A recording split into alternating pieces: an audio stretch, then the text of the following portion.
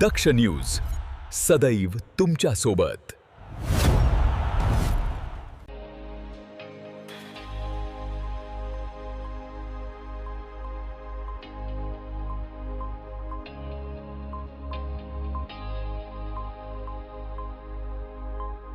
Nashik road परिसरातील gel road लगत Maharudra colony वसंती विहार येथील अरिंगळे चाळीत सोमवारी सकाळी घडलेल्या धक्कादायक घटनेने संपूर्ण शहर हादरले आहे।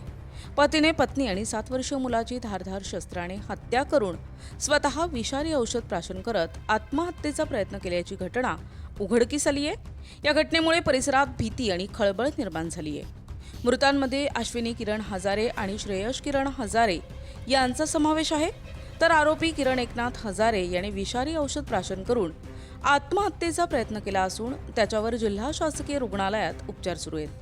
घटनेची माहिती मिळताच पोलीस उपायुक्त किशोर काळे, सहाय्यक पोलीस आयुक्त अद्विता शिंदे, नाशिक रोड पोलीस ठाण्याचे वरिष्ठ पोलीस निरीक्षक जितेंद्र सपकाळे, उपनगर पोलीस ठाण्याचे वरिष्ठ पोलीस निरीक्षक जयंत शिरसाट, सहाय्यक पोलीस निरीक्षक किरण कोरडे, प्रवीण सूर्यवंशी तसेच गुन्हे शोध पथक आणि मोबाईल फॉरेन्सिक टीम घटनास्थळी दाखल झाली।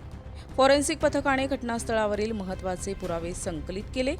प्राथमिक तपासात अश्विनी हजारे यांच्या डोक्याच्या मागील बाजूस धारदार शस्त्राने गंभीर वार करण्यात आल्याचे दिसून आले, तसेच 7 वर्षीय श्रेयसच्या गळ्यावरही वार करण्यात आले होते। अति रक्तस्राव झाल्याने दोघांचाही घटनास्थळीच मृत्यू झाल्याचे प्रथम दर्शनी स्पष्ट झाले। पोलिसांनी दिलेल्या माहितीनुसार किरण आणि अश्विनी हजारे यांचा 2017 मध्ये दुसरा विवाह झाला होता। दोघांचेही दुसरे लग्न होते।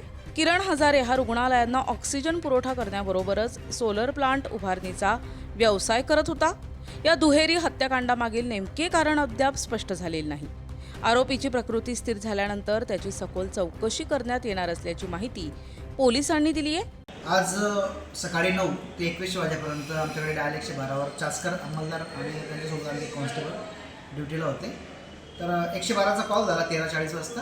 अरिंगळे चाळ, अरिंगळे त्या ठिकाणचे ओनर आहे, त्यांची चाळ आहे, त्यांच्याकडे तो भाडेकरू आहे, त्याच्या भाडेकरीने घरामध्ये त्याची पत्नी आणि मुलाचा फोन केला आहे असा कॉल झाला आम्हाला। तर मग आम्ही त्या चासकर यांनी आम्हाला कळवल्यानंतर आम्ही घटनास्थळी ठिकाणी गेलो। त्या ठिकाणी सदर किरण एकनाथ हजारे आणि त्याची पत्नी आणि श्रेयश असे 3 जण त्या खोलीमध्ये होते आणि अश्विनी आणि श्रेयश यांच्या गळ्यावर वार करून ते मयत झालेले होते आणि किरण एकनाथ हजारे श्वास सुरू होता त्याचा, त्याने काहीतरी विषारी औषध प्राशन केलेलं होतं, खिडकीतून दिसत होतं। नंतर दरवाजा आतून बंद असल्याने आम्ही तो तोडला। त्यानंतर त्या ठिकाणी किरण एकनाथ हजारेला आम्ही तात्काळ मेडिकल एडसाठी मेडको हॉस्पिटलला पाठवलं।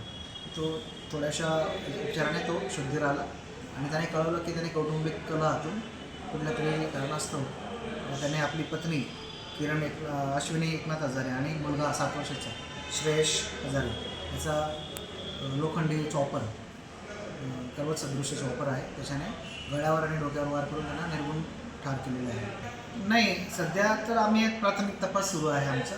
FIR दाखल करणे, प्रेस पंचनामा, पंचनामा। आरोपीकडे सखोल इंट्रोगेशन झालेलं नाही आहे। आरोपीने तूर्त आम्हाला कळवलेलं आहे की आर्थिक विवंचनेमुळे मी या स्टेजवर आलेलो आहे असं त्याने सांगितलं, परंतु यामागचा सखोल तपास केल्यानंतर खरं कारण काय ते समजेल आपल्याला। सर, किरण हजारे हा मूळचा नाशिकचा आहे का तो बाहेरचा? तो बाहेरचा आहे, तो त्याचा जळगावचा मूळ पत्ता दिसतोय, पण तो इथं राहायला इथंच होता।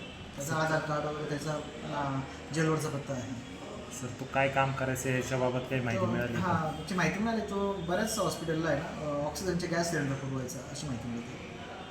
मृतदेह शवविच्छेदनासाठी जिल्हा शासकीय रुग्णालयात पाठविण्यात आला असून नाशिक रोड पोलीस विविध अंगांनी तपास करत आहेत। प्रवीण गोतीसे, दक्ष न्यूज, नाशिक रोड।